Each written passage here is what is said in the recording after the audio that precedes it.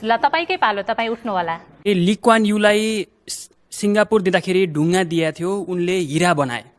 तर नेपाललाई तपाईँको हातमा दिँदाखेरि हिरा दिएको थियो, तपाईँले ढुङ्गा बनाएर छोड्नुभयो। अब यसको कारबाही कसलाई गर्नु? र अर्को ऐतिहासिक प्रश्न, सिङ्गापुर, अमेरिका, चाइना, बेलायत सबै प्रधानमन्त्रीहरू देशका अति उत्कृष्ट विद्यार्थीहरू मात्रै प्रधानमन्त्री भएको छन्। एउटा उदाहरणको लागि बेलायतको विगत 70 वर्षदेखि सम्पूर्ण प्रधानमन्त्रीहरू अक्सफोर्ड विश्वविद्यालयका छन्। नेपालको विगत 70 वर्षदेखि कुन चाहिँ हाम्रो मन बुझ्ने प्रधानमन्त्री हामीले कुन चाहिँ पायौँ? तपाईँले कहिले विस्थापित हुने? अति निराश भइसक्यौँ हामी। 4 चोटि 5 चोटि प्रधानमन्त्रीको लागि मात्रै प्रधानमन्त्री होइन, जनताको लागि प्रधानमन्त्री तपाईँ कहिले हुने?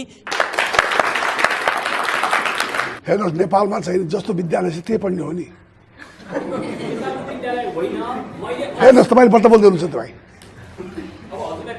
कृष्णको होइन नि, कहाँबाट ल्याउने? मैले अक्सफोर्ड कहाँबाट ल्याउने? यहाँ अक्सफोर्ड विद्यालय नेपालमा त्रिपुर विद्या कहाँबाट अक्सफोर्ड विद्यालय ल्याउने? यहाँ त्यसमा अक्सफोर्ड पढाएर ज्ञानवाला प्राइभेट स्कुल पाउने। उहाँले इङ्गित गर्नुभएको छ युवाहरूले अथवा देशको लागि सोच्ने प्रधानमन्त्री चाहिँ हाम्रो देशले कहिले पाउँछ र हाम्रो देशले विकासको गति कहिले लिन्छ भन्ने चाहिँ उहाँको प्रश्नको आशय। तपाईँले चाहँदै भन्ने कुरा त होइन नि। तपाईँले चाहे जस्तो बोल्नुपर्छ भने के छ? यहाँ तपाईँले अक्सफोर्ड पढाएर को पढाउँछ नेपालमा? अक्सफोर्ड तपाईँ व्यक्ति हो नि, जनताको इच्छा अनुसार भाउ प्राइभेटमा आऊ। म तपाईँको इच्छा अनुसार कुरा, म जनताले चुने हो मलाई, त्यो जनताले चुने होइन मलाई। पार्लियामेन्टमा बहुमत पाएको होइन, बहुमत पाएको मान्छे होइन रे, अनि को तपाईँ हुने त? तर यसले एउटा प्रश्नले चाहिँ नागरिकहरू साँच्चै नै निराश छन् त्यो पदबाट, प्रधानमन्त्री पदबाट र उनीहरूले गरेका कामबाट।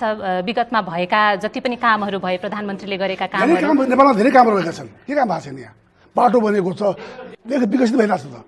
किन विकसित भइरहेको छ? तपाईँ जनप्रतिनिधि हो भन्नुहुन्छ आफूलाई, यो चाहिँ उहाँको प्रश्नको सही उत्तर दिनुपर्छ। प्रधानमन्त्रीज्यू, कहाँबाट एक्सपोर्ट ल्याउने नेपालमा ल्याउने? यो चाहिँ खास जनताको निराशा बोलिरहेको छ जस्तो लाग्दैछ। हजुर।